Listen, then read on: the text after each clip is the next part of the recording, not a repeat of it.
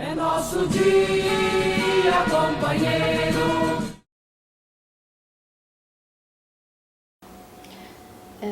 Meu nome é Benedita Aires. Vou dizer onde eu nasci. Eu nasci em Guari, numa cidadezinha que tinha, na época, 2.000 habitantes. Hoje, visitando 3 semanas atrás, agora tem 4.000. Vivi lá desde que nasci, até 8 anos. O que eu fazia lá? Meus pais, minha mãe trabalhava na roça, numa fazenda, trabalhava de meia. Ela plantava arroz, plantava milho, e a metade do que ela plantava era para nós, metade era para o fazendeiro. E então meu pai era o braço direito do prefeito da cidade, ele que fechava a luz, entregava as águas. Comecei a trabalhar um pouquinho com o pai, porque ele gostava de fazer briga de galo, tinha 70 galos no quintal, então eu que fazia os exercícios no galo. E meu pai gostava de jogar futebol e também gostava de truco. Minha mãe trabalhava numa fábrica também de torrar farinha, e quando ela saía para amamentar as crianças, o mais novo, no caso o caçula, eu ia lá ajudar a torrar farinha. Mas como era um pouco pobre, bastante pobrezinhos, morávamos numa casa de madeira, claro, dando uma figura completa, sempre não usávamos sapato. O sapato era para usar no domingo, no dia da missa. Eu lembro que a gente andava até a cidade, descalço, para não gastar muito, e usava o sapato lá, quando chegava na igreja. Então, todos nós pegamos lombriga na barriga. Eu não sei porque eu fui a que peguei mais. Então, quando tinha uns 8 anos, o médico ia lá a cada 2 anos, cada 2 meses, uma vez por semana, um dia cada 2 meses. E depois de uma conversa com os professores, decidiram que eu devia mudar para Sorocaba com a minha avó. Eu estou falando isso porque eu lembro uma vez o Stan estava conversando com alguém da professora e disse: como a Bena é magrinha, acho que os ossos dela estão tudo estrofiados, acho que ela passou fome. Mas na realidade, eu acho que era de pisar no chão, sem sapato, e de tomar os leites da vaca sem também ferver. Então eu mudei para Sorocaba, fui morar com a minha avó, onde ela tratou de mim. Joguei para o Stan, joguei 500 bichas, talvez em 6 meses, né?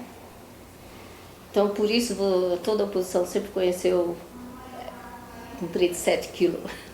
Bom, quando vivi com a minha avó, até que tinha, em 1960, eu entrei numa fabriqueta muito pequena. E meses depois, saí dessa fabriqueta e entrei numa indústria maior, em 1961, que chamava Indústria Têxtil Barbério, uma indústria de tecelagem com 3.000 operários. Foi ali que eu tive o primeiro contato com a Jockey. Eu poderia dizer que eu entrei na Jockey em 1962, um ano depois, mas o primeiro contato foi o primeiro dia, porque tinha quando eu entrei na fábrica, eu sentia assim, entrando numa cidade, vindo de uma cidade de 2.000, depois de entrar numa fábrica de 3.000, me senti perdida. E lembro que as pessoas riam quando você estava desajeitada. E de repente uma moça veio de outra seção, que chamava Adelaide. Penso que muita gente da Jockey conhece ela e da CO. E ela disse: hoje é seu primeiro dia? Eu falei: sim. Ela disse: você sabe onde é o banheiro? O refeitório? Eu falei: não. Muito tímida, com medo, completamente com medo, porque é muito grande a fábrica. E aí eu acho que eu estava entre 13 anos, 14. Eu lembro que meu pai teve que assinar a licença para entrar. Aí ela disse para mim assim, chamou uma outra menina e disse, Daisy, eu não sou da sua sessão, eu vou chamar uma outra colega, e disse, Daisy, essa menina é primeiro dia, mostra para ela aonde é o refeitório e vai com ela no refeitório. Eu achei, observando a atitude das pessoas, estavam rindo do meu jeito e achei aquelas meninas interessantes. E a Daisy me acompanhou e fiquei amiga delas a vida inteira, até hoje. E sempre essas meninas me convidavam para uns passeios. E eu achava nela umas coisas estranhas. Então eu falei, o que essas meninas têm aí? E um dia, de tanto elas convidaram, quase um ano, nunca fui. Um dia eu fui. E para minha surpresa, cheguei lá, era um passeio no campo, com outras pessoas de outras fábricas. Achei muito interessante. E o que me chamou a atenção foi que fizeram uma missa no pé da árvore. E era uma missa em português. A missa era tudo em latino, o padre virava as costas para a gente, então eu fiquei impressionada. E depois elas davam um papelzinho, um para cada um, e um papel era, elas rezavam na hora da missa, e diziam, uma missa no pé da árvore, para mim era estranho. E vinha na missa, elas diziam, Deus me dá força para voltar para a fábrica e ajudar aquelas operárias a tomar consciência da insalubridade na fábrica. Eu não entendia muito bem o que era insalubridade, sabe? E o padre era o Aldo Vanucci, que é o tio daquele Edson Vanucci, que mais tarde foi morto pela repressão estudante. E ele também me deu o vinho, me deu, na hora da comunhão, me deu o pão no vinho. E dizia que não era para falar para ninguém, que estava se rezando missa em português. Aí eu falei, nossa, esse povo pensa na gente, que esquisito, não é? Voltei, não me convidaram para a reunião, passou um tempo, me convidaram para uma reunião, né? Já fui para uma coisa aberta, um piquenique, convidou para a reunião. Aí nessa primeira reunião, eu lembro, com Daisy, Adelaide e o assistente, que era o padre Vanucci, eles começaram a conversar comigo sobre os problemas da sessão. E de cara já destacaram 2 problemas, que eu não tinha percebido, numa reunião pequena. E era a insalubridade, e as pessoas reclamavam que tinha problema na folha de pagamento, que o pagamento não vinha certo. E a outra coisa é o trabalho nos domingos. Eu, por exemplo, trabalhava de segunda a sexta-feira, a sábado, começando às 6 da manhã, das 6 às 2. E no domingo, segunda a sábado, e das 6 às 2. E no domingo, automaticamente, tinha que também trabalhar. Não se perguntava. Então, eles diziam que isso era o ver, porque mais tarde fiquei sabendo que eles têm um método de julgar a gente. Nessa primeira reunião, foi a primeira coisa que eles colocaram. E aí eu comecei a tomar consciência dos que tinha, vivendo no dia a dia, se não percebe, que tinha problema. E depois eles também começaram a mostrar, discutimos nessa reunião nós, o que isso trazia para o trabalhador. Então as consequências disso para o trabalhador, no meu caso eu já estava sentindo frieira no pé, e o porquê desse atraso do pagamento, o porquê do trabalho aos domingos, e as consequências eram da desintegração da vida do familiar, não? Que o pessoal tinha trabalhando de segunda a sábado, o único domingo. Mas o trick para mim, que a Joque me deu, não é só vendo e analisar, mas o mais difícil da coisa era que ele chamava uma outra parte, que era o agir. E aí é que perdíamos mais tempo.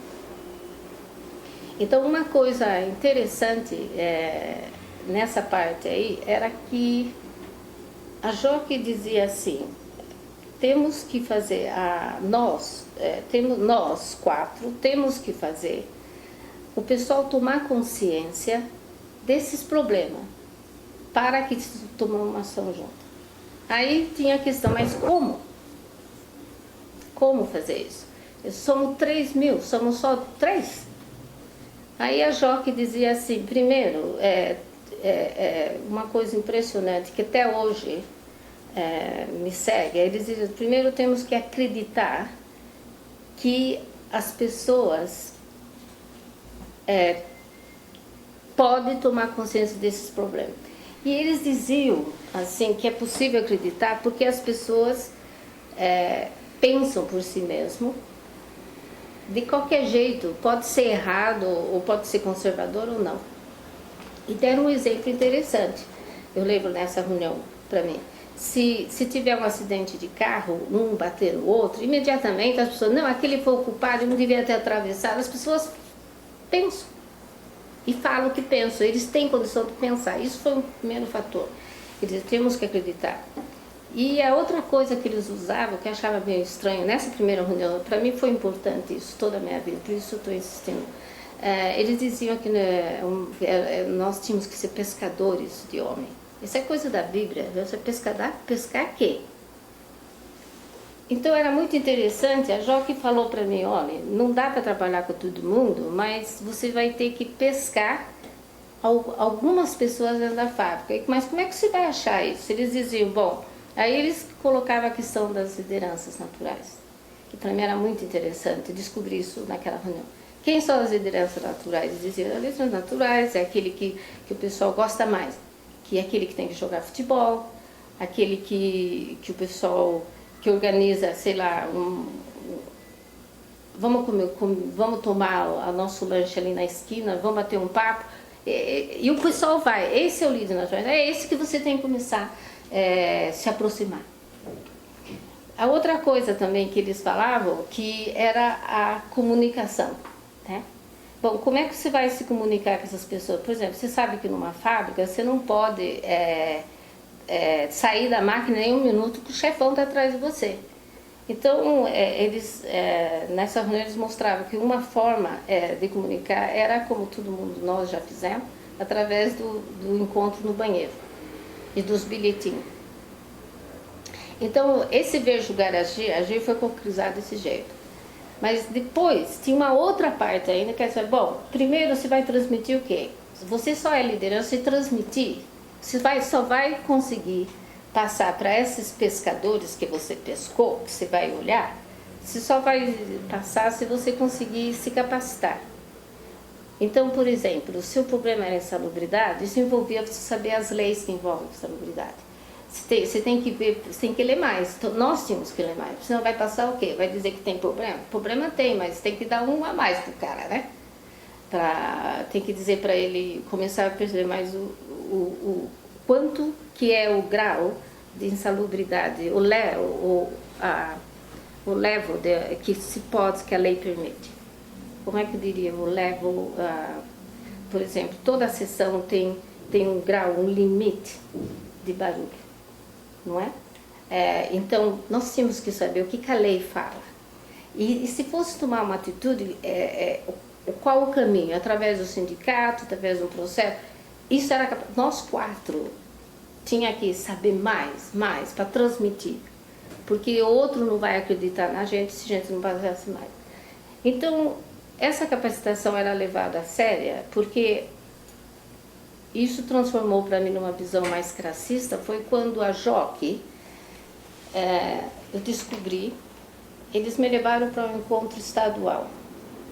Então, primeiro me levaram para um encontro dentro da cidade. Mas eles não tinham mais do que nós três. O que eles faziam era um piquenique, convidando gente simpatizante. Mas depois eles tinham um encontro regional no estado de São Paulo, aonde foi muito interessante para mim, que o pessoal sentava das 9 às 6 da tarde em grupos de trabalho, depois em plenário, trocando a mesma experiência que nós trocávamos em Sorocaba, mas com situações, e eu descobri que as situações eram muito parecidas em cada fábrica, só com talvez situações diferentes, mas com comum, por exemplo, do porquê que esse problema acontecia em diferente maneira, por que os patrões tomavam atitude com os trabalhadores. E uma coisa que eu aprendi nessas reuniões regional, só vou falar do estadual, do estado de São Paulo, era que nessas reuniões, depois de... Era uma semana, às vezes, era na época de férias, ou era fim de semana. Depois de um plenário, tinha umas pessoas com uma capacidade incrível de sintetizar as coisas comuns, principalmente as causas disso, do ponto de vista do operário, já detectando por que o patrão toma essa atitude, que traz consequência ruim para a vida do trabalhador. Nós conseguimos unir isso dentro de uma perspectiva de que não era uma luta mais por fábrica, mas era uma luta mais classista. Uma luta em que não é uma fábrica só que vai resolver, mas uma fábrica, mas todo mundo lutando junto.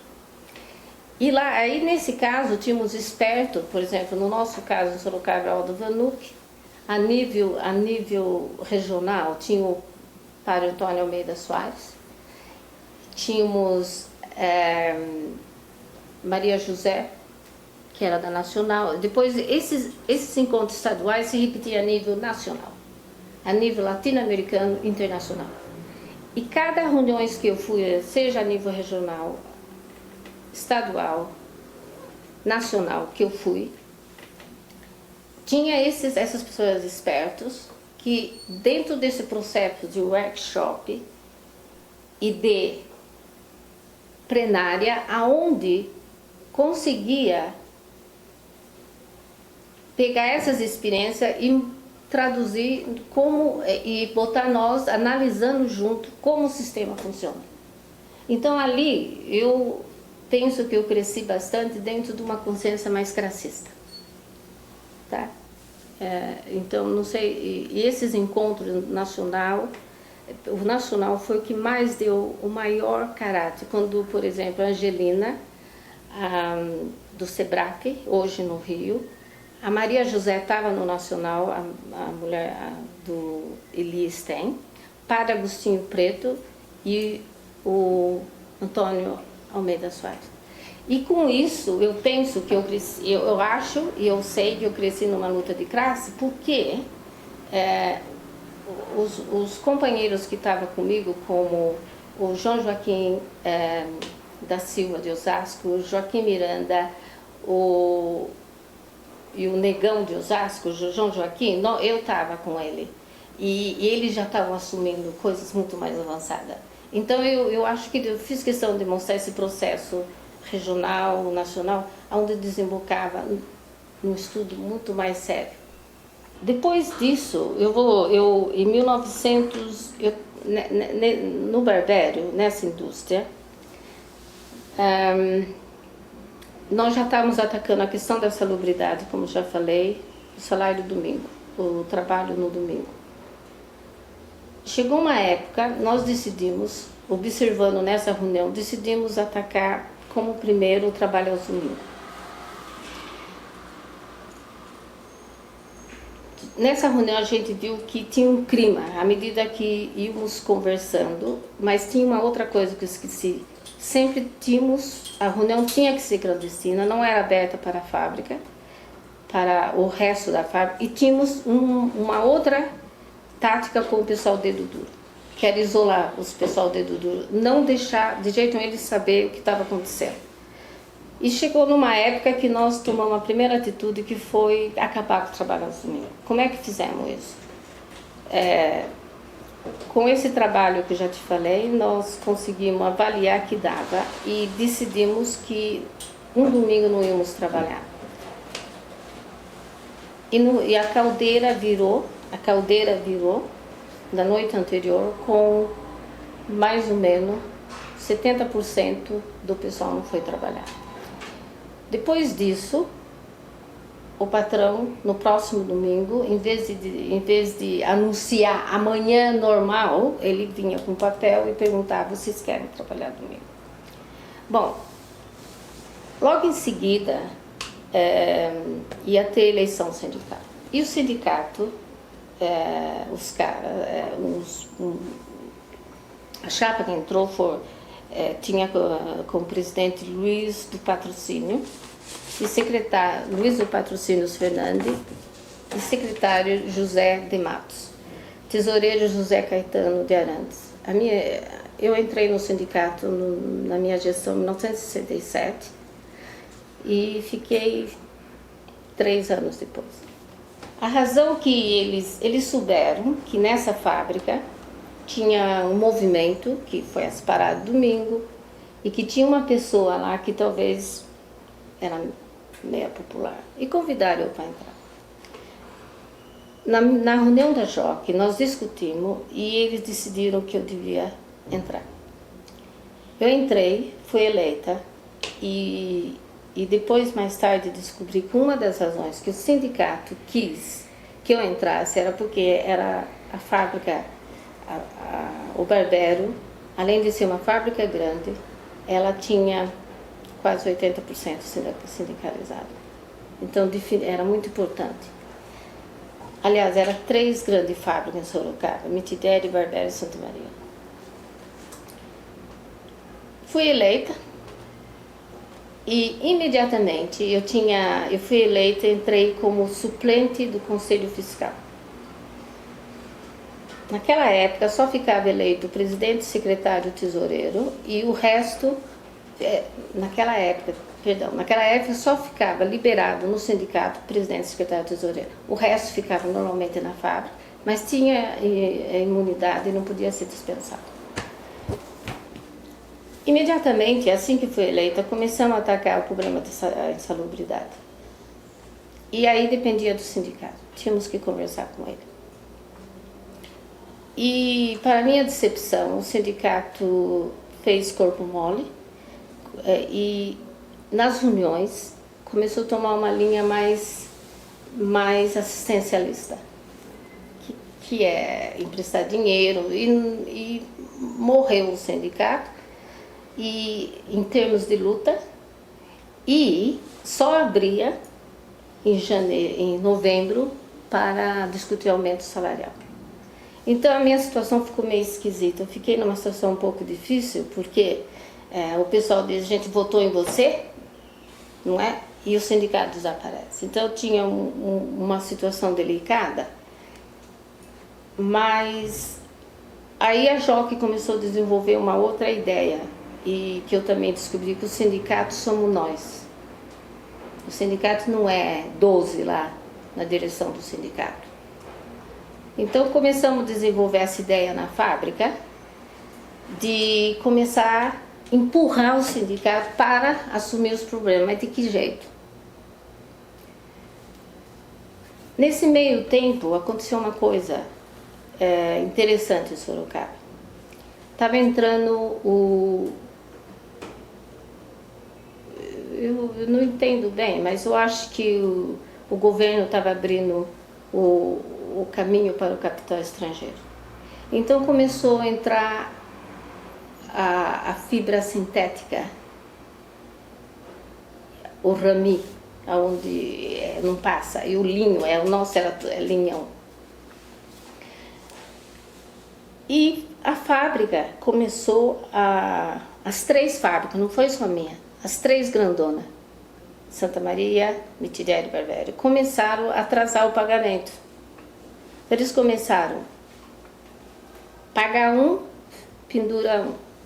Claro que não tínhamos aí o auxílio benefício nenhum, o pessoal ficou no sufoco, emprestando dinheiro de tudo quanto era gente. E nós decidimos que uma forma, mas não com o sindicato, veja bem, aí eu comecei a atuar um pouco fazendo papel duplo. Quer dizer, na frente era um, atrás era outro. E decidimos então começar a fazer umas mesas redondas. De que jeito? Tínhamos que forçar o sindicato a tomar posição. E uma ideia era uma comissão da fábrica Barbero, Mitidério lá e Santa Maria separado, e marcar uma reunião com a diretoria, exigir dela que ela entrasse em contato com a fábrica, o advogado da fábrica, o gerente da fábrica, intimando ela para fazer uma reunião para discutir esses atrasos de pagamento. E decidimos, eu lembro também, nessa reunião da JOC que eu discuti, estávamos numa repressão já violenta, e isso foi em 1968, logo que entrei, fui eleita. E lembra, em 1907, toda a repressão de Ozar, tinha um clima muito bom, não.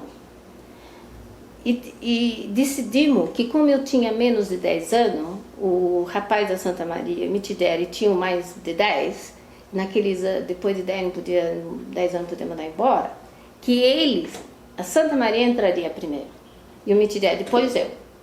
Então, a primeira a intimar, mas tinha que ser um atrás do outro, não podia ter espaço.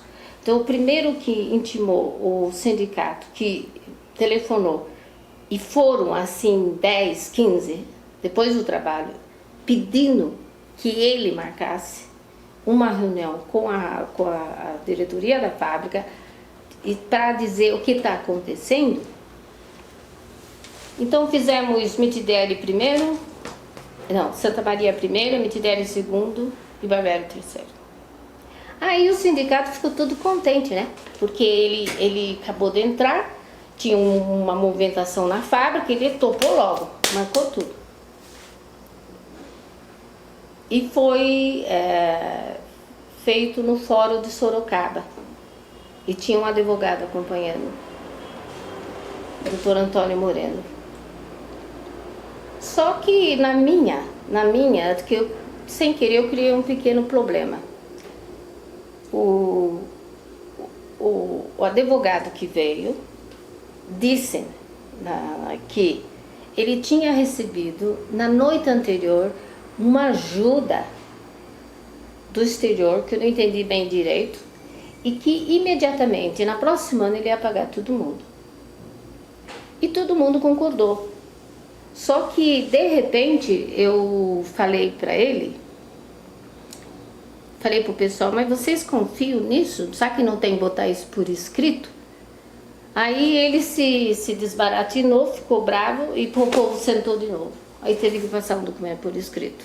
Claro que ele foi para a fábrica lá e falou que a dirigente sindical estava pressionando ele. E a gente sabia que eles não iam mesmo arrumar, não iam pagar. Porque a reflexão que nós fazíamos era que eles estavam atrasando o pagamento para começar a comprar máquinas novas para começar a trabalhar com fio sintético. Então aquelas maquinonas lá já não precisava mais. E achávamos que ele estava atrasando o pagamento usando o nosso dinheiro. Então, para nós, era uma forma de agir, não de solucionar o problema, mas era uma forma de treinamento, de exercitar o pessoal para tomar ação.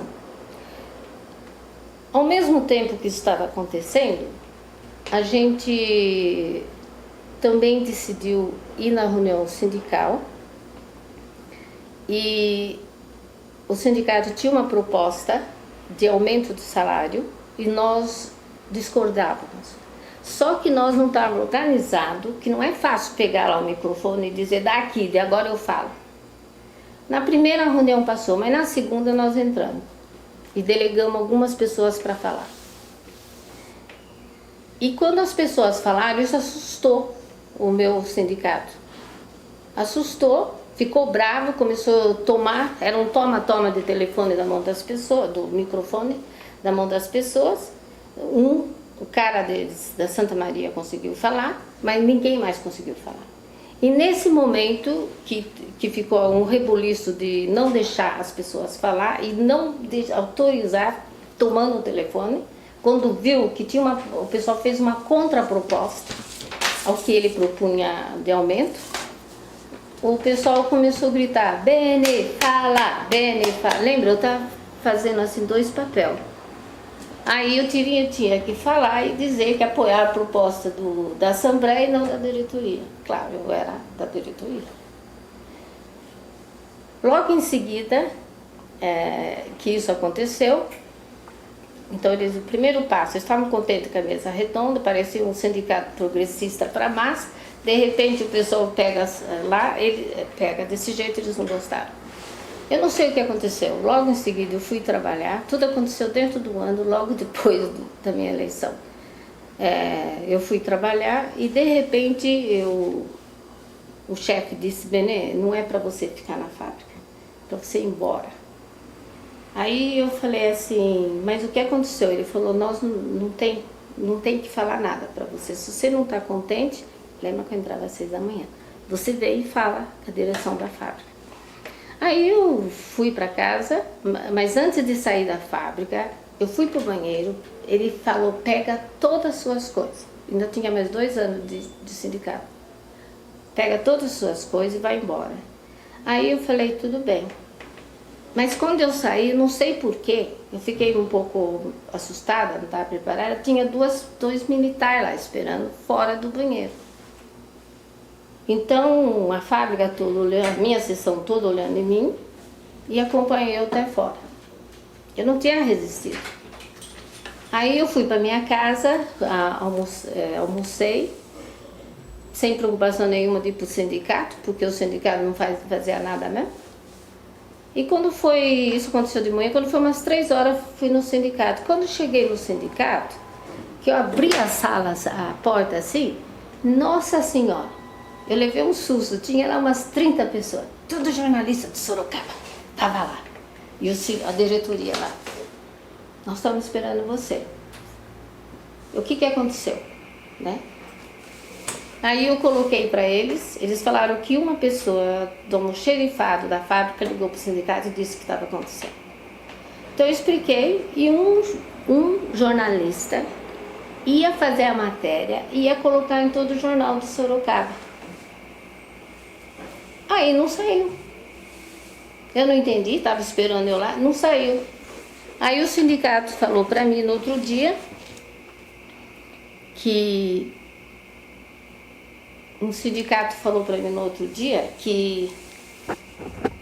o jornalista, ele ligou para o coronel, lembra? Estava em regime militar, e disse que a notícia ia sair em todo o jornal, na mídia de Sorocaba. Aí eles entraram em contato com o sindicato e intimidou o sindicato para deixar sair. Aí o Aldo Vanucci, que tinha Ave Maria às 6 horas, fez um jornal especial, passou em todas as missas no próximo domingo e denunciou na hora da Ave Maria. Então ficaram sabendo de qualquer jeito. Aí o sindicato, depois disso tudo, ficou claro que eu estava fazendo 2 trabalhos, não acordo com eles.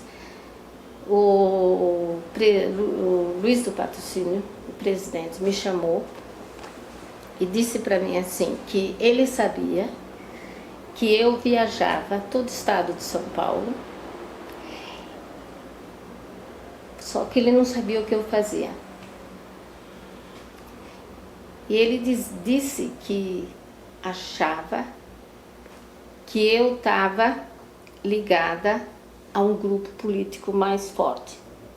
Claro, eu cheguei à conclusão que ele não sabia nada. Eu era da coordenação estadual da JOC, naquele tempo só. Então, as minhas viagens. Aí eu me dei conta que ele só sabia que eu era uma menina popular que não sabia. E disse para mim uma coisa, que ele achava que eu estava participando do PCzão e que ele ia denunciar eu. Aí claro, eu cheguei à conclusão que ele não sabia nada do que eu fazia, ele estava jogando no escuro. Então eu disse para ele que eu ia sair dali, mas que eu ia saber denunciar como que um sindicato pelego faz. Aí ele lembrou que o Aldo denunciou tudo. Aí ele falou: imagine, você acha que ia denunciar você? Eu estava brincando. Falei: a partir de hoje a gente não se bate mais. E saí do sindicato. Eu trabalhei no Barbero de 1961 até 1970. 9 anos. E de 1967 a 70 eu fui dirigente sindical. Mas logo depois da discussão do arrocho salarial e da intimidação da diretoria, em querer denunciar, achando que eu, como do Partido Comunista, eu deixei claro para a diretoria que eu continuava, mas não mais na diretoria, e fazendo o que eu queria. Queria citar só um ponto importante, que eu esqueci de falar. Quando o sindicato me mandou embora, eu tinha um advogado, muito bom até hoje, e esse advogado e eu pressionamos o sindicato para pedir a minha reintegração. E o sindicato, antes dele ameaçar ele não podia evitar de fazer isso. Eu perdi em São Paulo, recorri no Rio, perdi no Rio. E depois se fizeram uma reunião comigo no fórum de Sorocaba, aonde, segundo o advogado, que eu era um pouco inexperiente em termos de grupos políticos e as consequências eu sabia. E ele dizia para mim que tinha gente de OPS, e que era para mim responder exatamente o que ele me instruiu. Então se perguntaram para mim por que eu queria voltar nessa sessão. E eu dizia para eles que simplesmente eu queria voltar a trabalhar porque eu ia esquecer a minha profissão, ficando muito tempo afastada. Então recorremos, perdemos São Paulo, perdemos no Rio. Se eu estou claro, não era em Brasília, era São Paulo, Rio.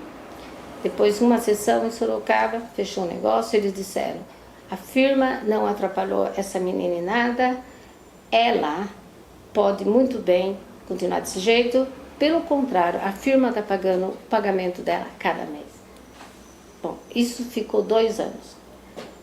Moralmente, eu fiquei numa situação difícil, porque para mim que foi eleita na fábrica, e o pessoal numa situação de atraso de pagamento, de repente eu me vi numa situação em que levar o pessoal para uma greve geral, sabendo que a firma ia modernizar e não precisava de 3 mil, era fazer um favor para a firma.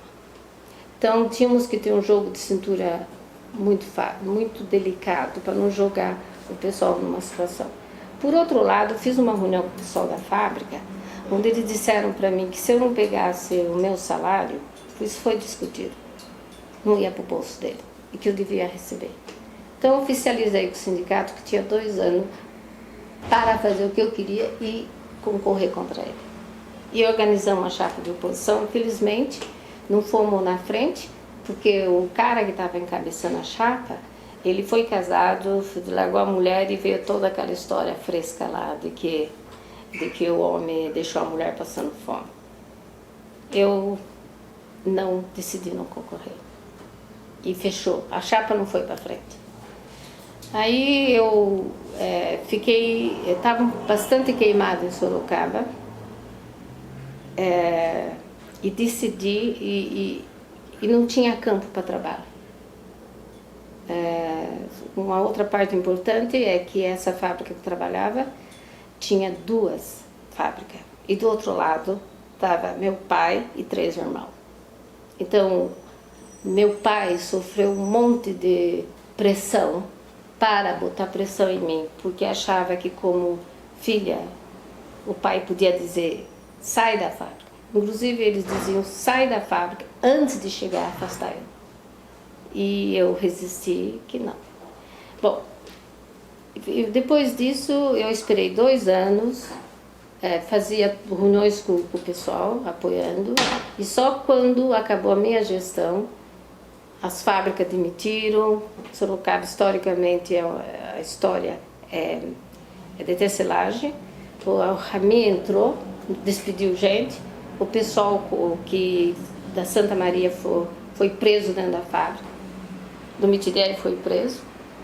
Eu sabia que eles tinham uma ligação política, mas discutimos na nossa reunião. O Vanuc sempre dizia, eu pedi conselho, que era muito arriscado cair por ligação, e tinha uma responsabilidade na JOC, que era dirigente estadual, podia refletir sobre os militantes, e sempre dizíamos que Ele disse, quando se tem uma ponte, se junta para derrubar. E quando derruba a ponte, cada um volta para o seu grupo. Então eu tinha que encontrar essas pessoas para preparar a mesa redonda, para preparar a assembleia, e fizemos isso clandestinamente.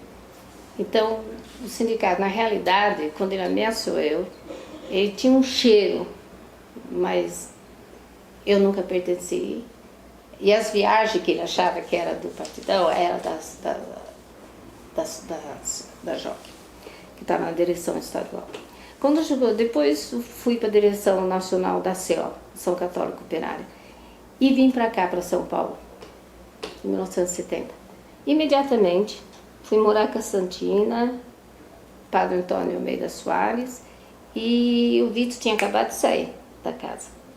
Aliás, 15 dias depois que eu cheguei, a casa foi desfeita por questão de repressão. Mas morei com uma menina que trabalhou na greve, que trabalhou na Cobrasma e participou na luta da Cobrasma. E ela foi comigo na Massey Ferguson. O interessante da Massey para mim era que a Massey nunca trabalhou com mulheres e era a primeira vez que a Massey estava trabalhando com mulheres. A Massey entrevistou mais ou menos umas 20 meninas, quer dizer, empregou, depois de entrevistar 100, empregou 20. Eu entrei logo. Entrei praticamente em menos de um mês.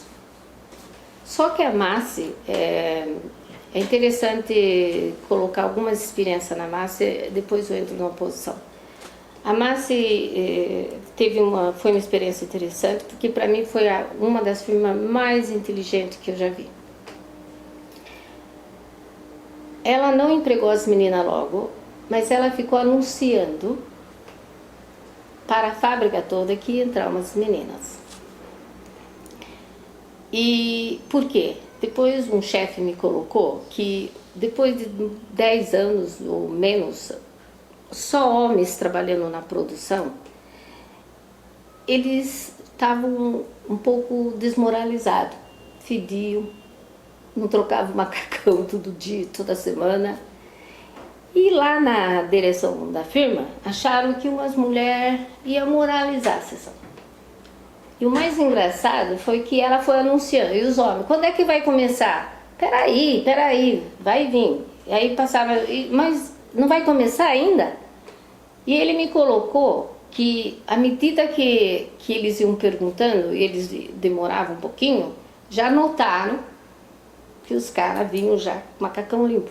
Começaram já a cortar a barba, esperando as mulheres chegarem. E a produção dobrou. E eles demoraram quase um mês para nós entrar.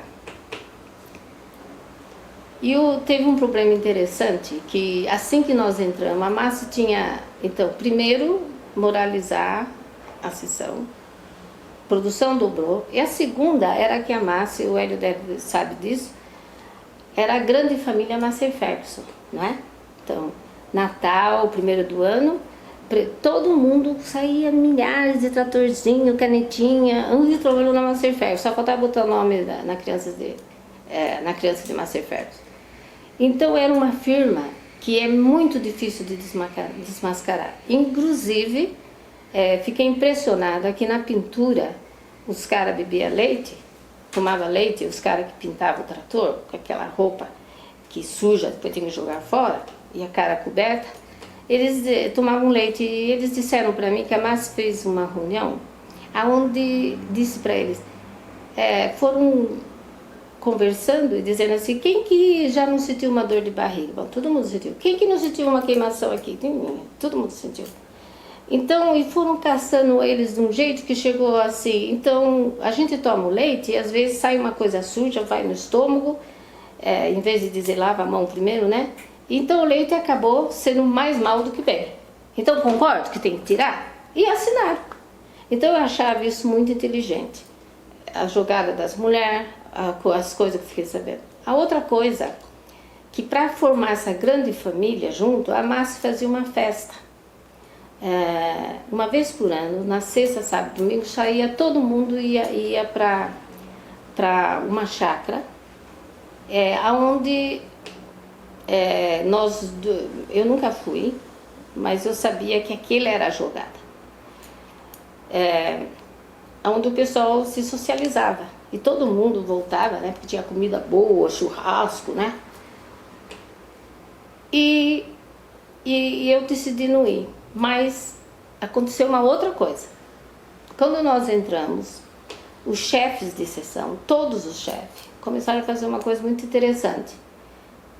Eu que trabalhava no painel, dando exemplo, cheio de painel até o teto, ele dizia, vem fazer uma hora extra no sábado.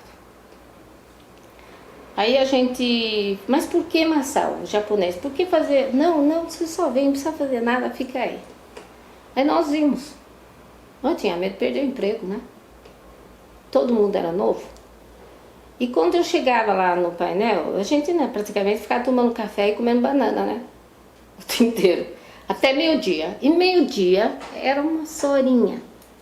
Ele começou a organizar os chefes de sessões para sairmos jantar fora. Aí tinha um trick aí, tinha um truque. O truque, na realidade, era conseguir mulher para os supervisores de sessão. Como a Massi selecionava pelo tamanho, sendo o Brasil um país meio desdentado, ela olhava os dentes, homens altos. Então é claro que as bonecas chegou, as bonecas, parecia, ups, que zomão bonito, e todo mundo querendo a gente, não é? E o chefe jogou com isso. Algumas meninas se sentiram muito lisonjeadas e entraram nessa de tinha que ir, eu ia também, mas não ia jantar fora. Entraram nessa de sair com o chefe, um ou outro. E claro que depois se passava para a sessão toda e as meninas eram provocadas. A tal ponto que eu passei 3 anos com medo de tomar um chá no bar com alguém. Porque se eu tomo com você, tinha uma pressão tão grande que eu vi você lá com a Benê, que é isso? Você não comeu ela, rapaz? Você brocha. Aí o cara, comi. Aí você tem uma pressão na sessão incrível. Então eu evitei estar com alguém. Aí o chefe começou a passar nas revistas pornográficas. E pegou uma menina lá que rodou ela. Essa menina tentou suicídio, nós ficamos sabendo depois, a Márcia encobriu. E o clima ficou ruim para trabalhar, ficou pesado. Posso dar um exemplo? Um dia eu fui trabalhar e não mexiam comigo. O pessoal era legal, tinha uma amizade legal. Era o chefe que criava um clima não mostrava a revista, mas já sabia que corria. Mas para a menina que já dormiu, corria. Mas o clima ficou meio difícil. E um dia decidiram escrever na minha tábua, né? Então eu já via lá na menina, buceta larga. Eu vinha na minha, escreveu na parede, assim, boceta. Ela escrevia buceta larga, mas a gente sabia. A menina tentou suicídio depois de dormir com um monte, passou. Mas quando eu vi aquilo, cheguei às 7 da manhã, a Maria que trabalhava lá falou, Benê, tá todo mundo olhando pra você. Eu falei, ai meu Deus do céu. Não olhei pra ninguém, dobrei o papel, não comecei a trabalhar. Tem o supervisor que ficava um vidro assim, pendurado no ar, todas as sessões o supervisor era no ar. Eu subi a escada, o pessoal olhando. Eu subi a escada e disse para ele assim, olha, eu tenho um contrato com vocês, de que eu tenho que estar aqui às 7 e às 5 e produzir, e eu produzo. Agora, para mim produzir, eu tenho que ter as condições para produzir. E eu não tenho. Então eu exijo que você me dê essas condições. Enquanto você não tirar isso de lá, no trabalho. Mas o que tá isso? Vai lá. Aí ele desceu, fiquei lá em cima, ele desceu, pegou um funcionário que passou mais de 1 hora rapando, tinha que rapar, tinha que lixar e deixar bonitinho, porque não foi escrito com canivete. Aí continuei normal com o pessoal, conversando, não teve problema. Aí depois, no outro dia, vamos dizer, um dia depois, o pessoal da noite veio trabalhar e eu tô saindo. Quando eu tô saindo, tinha um bar. Aí o chefe da noite falou, Benê, entra aqui um pouquinho. Eu morrendo de medo, falei, pra quê? Ele falou, não, entra aqui. Aí ele disse pra mim assim, olha, esses são meus homens da noite. Eu falei, sim. Ele falou, fala o que nós fizemos. Eu fiz uma reunião para eles escutarem. Eu fiz uma reunião e disse para eles, ninguém pode deixar de expressar aquilo que está sentindo. É mal.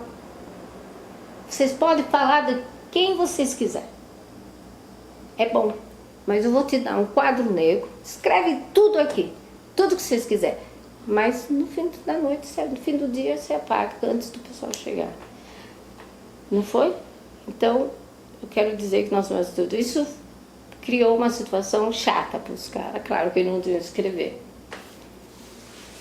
Aí depois disso, não era suficiente, e a gente decidiu organizar uma comissão de mulheres para ir falar com o gerente e discutir um pouco a situação nossa.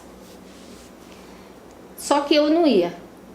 De novo, eu estava com medo de aparecer, porque já estava numa situação um pouco visada.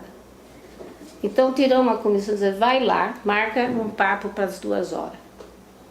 Aí um grupo de mulher foi, o gerente imediatamente, elas disseram, nós queremos conversar na hora do almoço, por exemplo. Ele disse, não, quem está atrás disso? Começou a chamar todas as outras mulheres, vem tudo aqui. O que está acontecendo? Aí eu falei, a gente está sendo comida de peixe na boca de tubarão. As condições não é boa. E no momento que ele tirou todo mundo da sessão trabalhando, dizem depois que o Massal, o chefe, começaram a limpar todas as gavetas para tirar as revistas rápido. Aí depois disso melhorou o clima e eu decidi ir para aquela festa. Quando eles fizeram a festa, já tinha um clima melhor, falei, agora vamos, né? E como chegando lá, falei, deve ter uma forma de desmascarar essa massa. Os chefes, os gerentes, com a secretária, foram para uma cidade mais próxima e arrumaram uma escola para nós. Mas eles não se deram conta que lá, naquela fábrica, naquela cidade, teve uma festa. Então eles não tiveram hotel. Aí o gerente veio, nós já estávamos acomodados e disse que queria falar conosco. Que eles arrumaram uma escola, ia botar os colchões no chão, se nós queríamos ir para lá, que eles precisavam usar o nosso espaço. Aí eu lembro que eu olhei para as meninas assim e disse para eles assim, dá 5 minutos para a gente conversar. E fechamos a porta. Aí, claro que não gostava. Quem vai? Não falei que essa mãe aí não existe? Imediatamente ele abriu a porta e a gente falou, não, a gente vai ficar aqui. Então só algumas coisas assim, a gente voltou e esparramou isso na fábrica. Então é um pouco essa história de família. E também na hora de dançar eles ficavam lá, nós ficávamos aqui. Então a história de família, foi interessante esse fato, porque o pessoal fofoqueou e caiu um pouco essa imagem. Então eu queria colocar que foi interessante. A outra coisa para mim, aí nessa época eu estava na MASSE, eu não lembro, teve um jornalzinho que a gente começou a fazer meio clandestino. O Vitor ia pela oposição, eu ia pela CO, vinha gente lá do sul, da sudeste, e o Vitor falou para mim um pouco da oposição, e depois eu fui fazer o supletivo e o Regi de Moraes falou um pouco mais. Aí eu comecei a participar da oposição junto com da zona sul. E uma das coisas que me atraiu para a oposição é que, primeiro que eu já estava no movimento sindical, foi que a oposição para mim tinha uma semelhança, num esquema muito mais evoluído, né? Tinha uma semelhança de atitude um pouco aquela que eu tinha aprendido. Por exemplo, eu não entrei na oposição só porque era oposição. Primeiro que eu não podia, que eu queria entrar no sindicato de novo, não queria entrar com o Joaquim. Mas uma coisa boa que eu vi na oposição era que a oposição se dividiu para o norte, sudeste, leste, oeste. Eu estava na parte sul, com o Silva. naquela época, e mais tarde fui atuar com o Franco Farinacci. E uma das coisas para mim importante foi que, como eu falei, a JOC colocou eu dentro de um contexto mais classista para atuar no mundo lá fora. Então a oposição era um movimento sindical. Falo movimento porque ela começou a agrupar, em termos de regiões, algumas interfábricas, que para mim era uma experiência como aquela que eu fazia em Sorocaba, mas no âmbito mais sindical, mais evoluído. Depois eu via que ela se agrupava por regiões, que tinha uma experiência também, achava, para mim era uma coisa, um caráter classista. E também eu via que tinha as plenárias, que eu estava acostumada na JOC, e uma plenária onde se praticava a democracia operária, porque para mim a pequena reunião, com as diferenças que cada um tinha, se desembocava nas reuniões nacionais, regionais, e eu vi na oposição, quando vinha todas as regiões, fazia umas plenárias, onde todo mundo falava, com todas as tendências ali, para mim, eu não via a reunião de tendência, eu via, era uma prática a gente não queria mudar uma sociedade, tem que aprender a conviver, discutir as diferenças e ver o mínimo comum para tocar junto. Então isso foi uma das coisas que me atraiu, de positivo, que eu vi na oposição, mas não desembocar numa coisa mais pequena como a CO, mas desembocando já, colocou eu mais no mundo mais de luta de classe. Porque depois nós fomos atuar na Concrate, que abriu o caminho para a CUT, depois eu fui nos Entões, já caminho do PT e outras coisas. E também a oposição ajudou a criar outras oposições, foi a primeira, eu acho que não foi a primeira, mas em termos de ajudar as outras a se formarem também, como inspiração. E ajuntou um monte de setores, para mim, eu não sei se eu chamaria de apoio, um monte de gente atuou junto com o movimento social. Por exemplo, o movimento da caristia, depois panela vazia. A oposição, para mim, foi um caminho de praticar num nível mais amplo e prático essa questão do avanço para uma sociedade classista.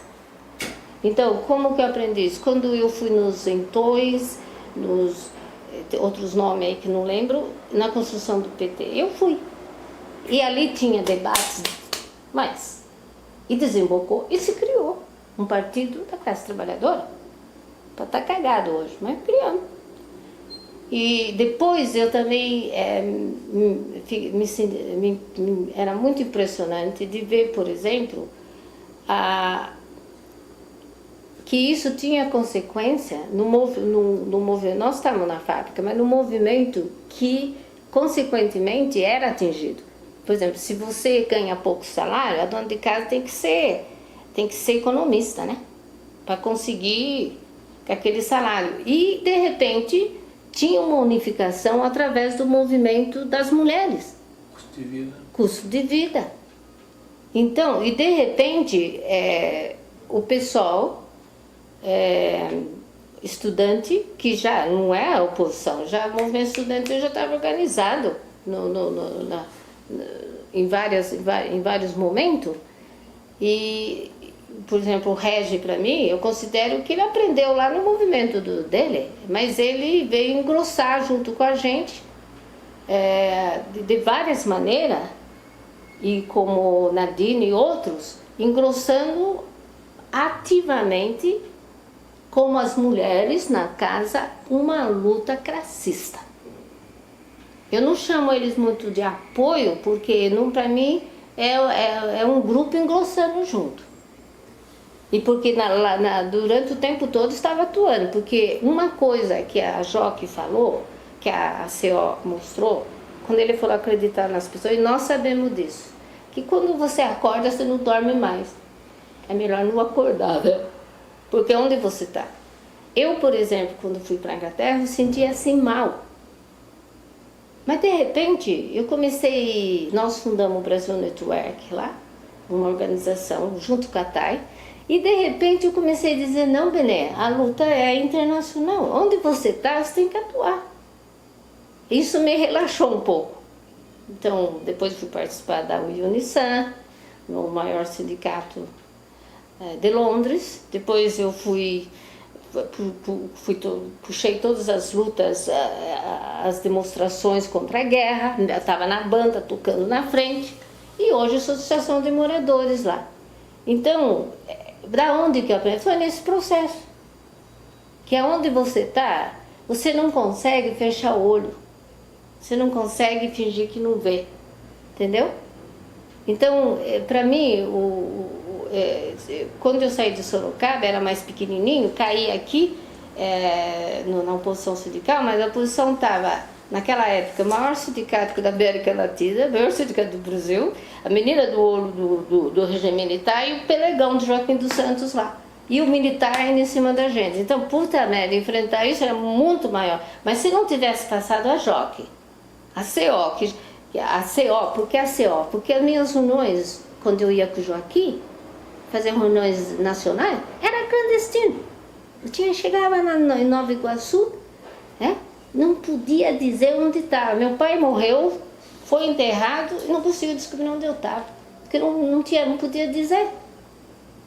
Então, voltando, não sei se consegui passar a mensagem, é que como a oposição era a mesma luta sindical, mas numa escala muito mais difícil, com um sindicato muito mais potente, e em São Paulo, com indústrias pequenas, muito difícil em vários lugares, não era igual o Lula em São Bernardo, e enfrentando o regime militar, um sindicato que, acho que entendi na época, 53% da economia estava um pouco no estado de São Paulo, a importância econômica, e eu acho que eu avancei nessa perspectiva classista que já tinha, atuando, não era só na oposição, a oposição me ajudou a pegar esses caminhos mais amplos, atuar mesmo com outras correntes, com donas de casa, com associação de moradores e gente que não tinha nada a ver com a oposição.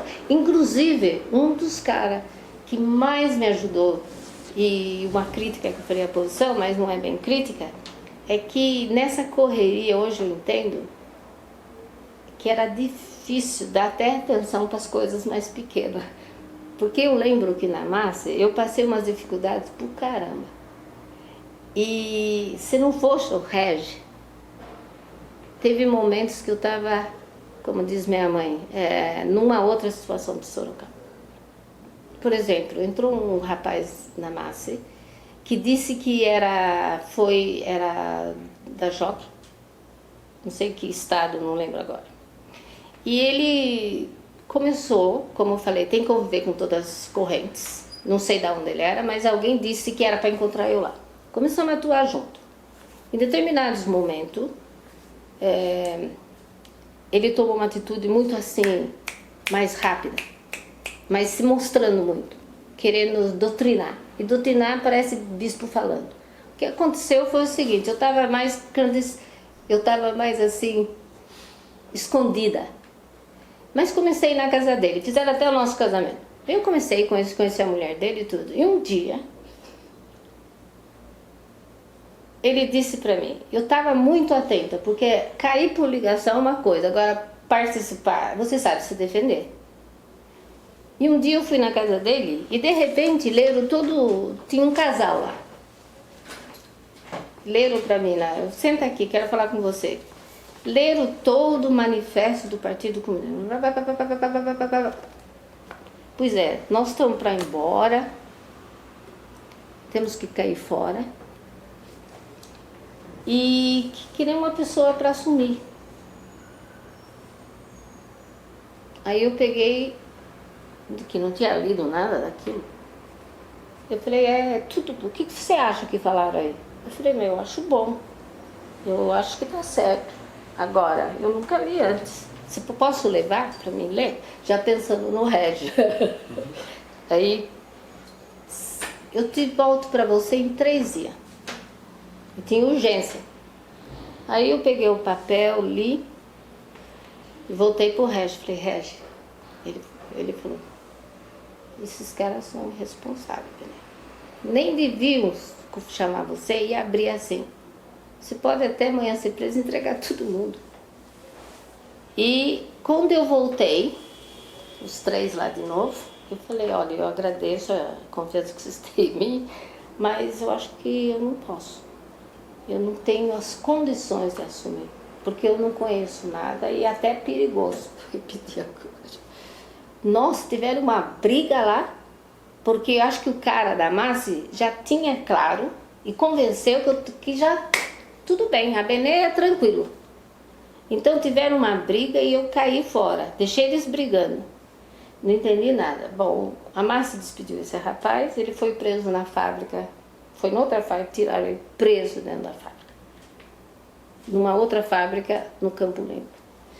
E depois, então, em alguns momentos eu tinha que conversar com alguém, está entendendo? E às vezes pela atropelação do momento dos anos 60, a ditadura, o pessoal sendo preso. Eu acho que às vezes era difícil conversar até no miúdo as dificuldades que estava sentindo na fábrica, você está entendendo? Mas eu não estou dizendo assim que não dava atenção. Eu acho que fomos atropelados. E muitas vezes eu tinha que conversar com o Régio. Essa situação da Márcia, e como agir, essa situação, como sair dessa situação, entendeu? Então isso é a única coisa. Agora o que eu senti, sendo honesta, mas dentro de uma análise, era que você lembra que a vida sindical, como o futebol, não era muita coisa de mulher, não. E eu acho que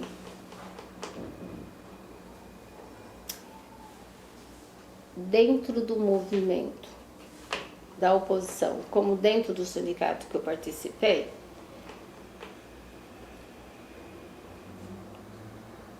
por essa característica de que sindicato não é coisa de mulher e não é, como o futebol também não é, eu acho que era um processo um pouco novo, essa evolução da luta dentro da oposição, que eu penso que talvez não trabalhou muito bem essa questão. Eu acho que a gente, eu sentia, mesmo que eu fazia esse trabalho e continuava ligada à CO, eu sentia um pouco meio intimidada. Eu sempre achava que ia falar bobagem da Assembleia, então você pode ver que eu nunca falava. E talvez não era por causa da oposição. Porque, por exemplo, o sindicato de Sorocaba, a primeira reunião que eu fui, para começar, tinha 37 quilos, até 36, parecia menor. Então eu lembro que quando eu fui falar uma coisa, a primeira coisa que eles falaram, eu falei, não, ela é criança, não deixaram nem acabar a boca. E não conseguia falar numa reunião pequena. Porque quando eu fui começar a falar, eles pararam. A minha diretoria tratava eu como criança mesmo. Só que ela caiu do bulto que não sabia o que eu estava fazendo antes de aparecer para ela, né? Então eu acho que esse reflexo das mulheres participando no movimento, ou sindical, na fábrica, eu acho que ainda não foi valorizado não foi valorizado muito. Por exemplo, uma das coisas que eu notei, se me desculpa, eu realmente não gosto de, como te falei, o que eu falei é sincero, as diferenças, para mim é prática de uma sociedade. Agora, uma das coisas que eu notei, por exemplo, é que no braço cruzado, Max parava, Eu sei que no filme não teve muita participação das mulheres, não sei no teatro, mas eu achava que talvez no extra deveria ter uma maior debate com essas mulheres, entendeu? Isso não quer dizer que os nossos homens são classistas ou machistas, não é nada disso. Eu acho que era uma questão de valorização, porque nós sabemos que muitas dessas mulheres, principalmente lá na Zona Leste, puta merda, era mulherão pra caramba, ali, brigando, a posição lá era uma parte mulherada. Então eu olhei e falei, que lástima que no extra não colocou essas mulheres para trazer, nem que preparasse antes, colocando mais bem envelhecida, as experiências dela, né? Agora eu sinto que isso, o meu filho hoje, veja bem, nós somos mais ou menos da mesma idade, o Aldemar um pouquinho mais velho, entendeu? Nós, não sei a geração nossa, a minha geração na minha casa era assim, mulher para cozinha, homem vai para futebol. E quando a gente cresce um pouco nisso, a gente às vezes vai lutando, vai atropelando e esquece, automaticamente não vê essa questão muito com carinho. E o meu filho hoje, por exemplo, eu já faço ele ver isso agora, não é depois. Já com 11 anos ele já cozinha, já faz o café dele, ele que lava a roupa dele e para ele já entendendo, começando para o próprio pai dar um pouquinho de exemplo. Então eu acho que nós fomos atropelados nesse processo da participação da mulher e eu acho que a posição, como outros movimentos, não deram muito, faltou um pouco mais de tato, poderia dizer isso? Mas porque os homens não concordo com isso. O que eu acho é que tudo isso para nós, esse avanço rápido, entramos no militar nos anos 60 e começamos já a atuar, a luta coletiva, as mulheres apoiando não, entrando conosco, como a gente viu na Eucaristia, mesmo que seja no movimento de igreja, mas vimos isso. E a gente notou, por exemplo, que as nossas companheiras estavam também. E eu acho que tudo isso era novo para a gente. E precisava mais tempo para, talvez, mas nesse processo foi um pouquinho atropelado. Aí por isso você fala, em vez de explicar essa questão um pouco mais detalhada, então vem aquilo capa preta, não sei o quê, mas eu penso que tem um processo novo para nós. E um processo de ver a mulher participar e atuar um pouco mais junto. Mas fomos bastante atropelados pelas circunstâncias e a mulher não se expressou muito também. Sabe por quê? Porque ela foi educada para ser dona de casa. Essas coisas não era coisa de política mesmo. Então, nós fomos tímidas não é por sua cara, não é pelo Vitor, não é pelo Valdemar. A gente foi tímida porque a gente foi educada para isso. Então, isso tinha que dar um pouco mais de chance para ressaltar essa força. Olha, para mim, na realidade, é simples. Para mim, do meu ponto de vista. O que eu acho, por exemplo, é que nos anos 60, até que eu fui embora, aqui, que lá é outra história, eu fico assim muito contente de saber que naqueles anos eu passei aqui, participei, eu não participei, eu fiz parte de uma história. Porque você pode passar pela história, assistindo a história, mas eu fiz parte ativamente da história, daquela época. E é importante recuperar isso, porque foi uma história que interviu e foi muito importante para aquele momento e para hoje. Então, eu não sei como me expressar direito, mas quando a Margaret Thatcher estava lá, eu estava lá. Agora, eu não estava lá. Eu estava participando ativamente no processo durante o governo dela. Então, assim que cheguei, já fui para a escola, aprender um pouco de inglês, já a professora puxou uma passeata, eu já estava lá também. Então, quando eu vejo os livros daqui 10 anos, eu vou dizer, caramba, eu estava na época da Margaret Thatcher. E eu participei ativamente naquele processo quando ela caiu. O Pinochet, quando prenderam ele lá, eu estava lá todo domingo batucando na frente dele. Para mim foi um momento, outros estavam em casa sem televisão, mas aquele processo da prisão dele e até do julgamento dele, eu fiz parte da história. Então, para mim, ou você passa pela vida, ou você intervém na história. Então, tive que ler tudo para relembrar. Olha, quando eu tinha fazer a entrevista, comecei a ver aqui a revés do avesso, falei, caramba.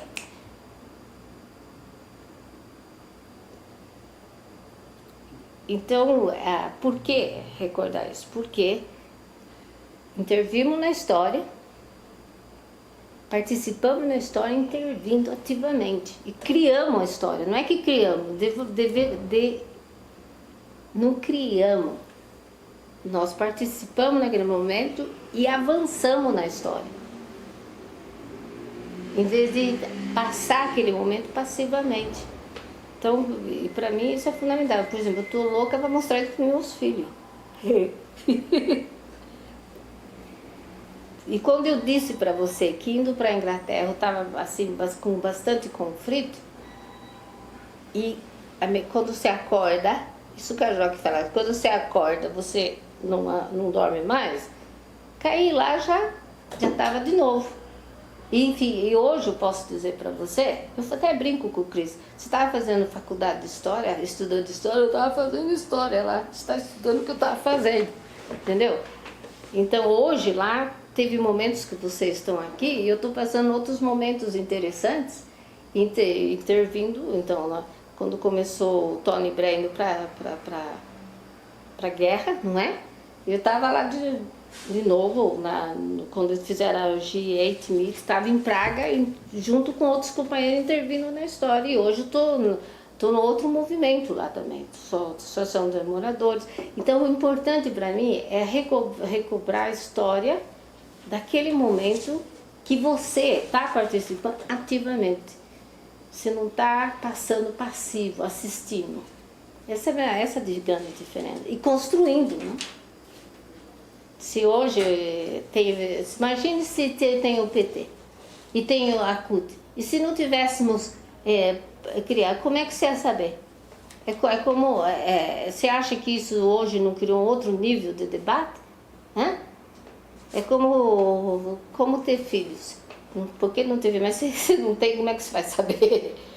Então, se hoje parece que não avança, mas o processo, por exemplo, que está na América Latina, com todos esses governos aí, o índio da Bolívia, o índio da Bolívia, né? Chaves. O Chaves, o bispo lá, entendeu? Lugo. Se imagine se o Casadálica, o único bispo que ficava lá cantando na igreja. Queremos o quê? Queremos terra, queremos. Ele cantava na missa, queremos terra aqui, porque já tem vida no céu. O povo ia na igreja para rezar por vida no céu. Ele dizia, não espera não, que vocês sofrem tanto, já tem vida lá. É melhor vocês começarem a lutar para a vida aqui. Foi a história do MST, não foi? Se aquele cara não começasse a abrir o jogo lá naquela missinha lá, o pessoal ia ficar rezando cada domingo, esperando Deus vir resolver o problema dele. E o Deus já está cansado de escutar tanta coisa lá e o povo esperando. Então ele disse assim, queremos vida aqui na terra, depois já temos vida no céu. O povo falou, vamos começar a ocupar a terra. Quando eu começasse a ocupar a terra da igreja, ia ter problema. O Dom Pelé não foi, mandou ocupar a terra da igreja lá. Bom, naquela época estava bom porque tínhamos o Vaticano II que ia dar uma abertura, né, meu? A teologia da libertação, a gente ia empurrando a igreja. E até os bispos. Eu lembro que a CO uma vez citou com aquele bispo de São Paulo, Dom... Rossi. Não, Humus. Cláudio Humus. E dizíamos para ele, aquele dia que eu subi o sindicato, lembra, ele assumiu as finanças de São Bernardo? Ele estava tirando o cozinho da seringa, não, eu lembro, chegou os padres dominicanos, nós da CO, direção da CO, e o padre Carlos Tuzar, não, tem que assumir sim, ele assumiu. E depois, quando o Lula foi preso, não devolveu a finança? Então, você vai assim, eu espero que eu consegui passar essa mensagem da intervenção da história. Uma coisa que eu queria dizer é que eu me aposentei lá e me aposentei aqui. Trabalhei quase 18 anos de assistente de professora numa sala de aula primária. Tenho 2 crianças, falam português, lê e escreve. E estou muito contente que os meus filhos continuam com as 2 culturas, a inglesa e a brasileira. Minha filha é passista, dança samba muito bem, faz coreografia. E fiquei contente que ela estava representando o Brasil desde os tempos antes da ditadura militar, colocando a história da música brasileira, mas dentro de um contexto de todos os governos. E fico contente com isso. E além de participar da Associação de Moradores, em setembro participei de um teatro com o pessoal do Rio e foi muito bonito, era uma quadrilha onde dentro do casamento da Maria Rosa fizeram uma denúncia da situação da terra aqui, da tomada da terra. Então entrou a Madre Teresa, a Madre Dorothy, entrou Obama defendendo a terra. Então eu achei uma outra coisa. Outra coisa que está passando depois disso é um teatro Amazônia, onde aparece o Chico Mendes o tempo todo, com uma bala no peito, e de novo ele mesmo morto, mostrando para os operários, para o pessoal da roça, que quebrar um galho sozinho quebra, mas com vários galhos juntos é difícil quebrar. Então eu estou um pouco participando nessas coisas também, e isso quer dizer que, de novo, eu não perdi as raízes, e de várias formas, de novo, um teatrinho, mas você consegue. Fechou? Fechou? Fechou? Fechei.